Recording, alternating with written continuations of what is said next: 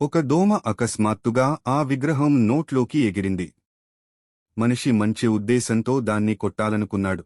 కాని వెంటనే చూసిన దృశ్యంతో అతడు కోపంతో పాటు భయంతో గడ్డకట్టిపోయాడు. ఎందుకంటే ఆ విగ్రహం ఒక ధనవంతుడు భారీగా అప్పుచేసి కొనుగోలు చేసిన విలువైన సేకరణ వస్తువు. అతడు వెంటనే చేతులు వేసి విగ్రహాన్ని మునుపటిలా సరిచేయాలని ప్రయత్నించాడు. కాని ఊహించని విధంగా పరిస్థితి మరింత చెడిపోయింది. చివరికి ఎదుటివాడిని కన్నులకు మండేలా విచిత్రమైన పూలకన్ను లా మార్చేశాడు. పరిస్థితి ఎంతకీ చేతుల నుంచి జారిపోతున్నా అతడు ఇంకా ఆశ వదలకుండాగా సరిచేయడానికి ప్రయత్నిస్తూనే ఉన్నాడు. అంతలోనే ఆ మహాధనవంతుడు అతిథులతో కలిసి ముందుగానే తిరిగి వచ్చాడు. ఇది చూసిన క్షణంలోనే మనిషి వెన్ను చల్లబడిపోయింది. విగ్రహం అసలు రూపానికి తిరిగి రావడం అసాధ్యమని గ్రహించాడు.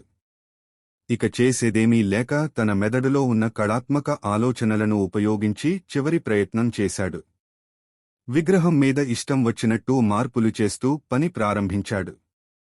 ధనవంతుడు తలుపు దాటే క్షణానికి ముందు కాస్త తేడాతో తన మనసులో ఉన్న కళాకృతిని పూర్తి చేశాడు. కాని అందరూ మార్పులు చేసిన విగ్రహాన్ని చూసిన వెంటనే భయంతో అక్కడికక్కడే స్తబ్దులై నిలబడ్డారు.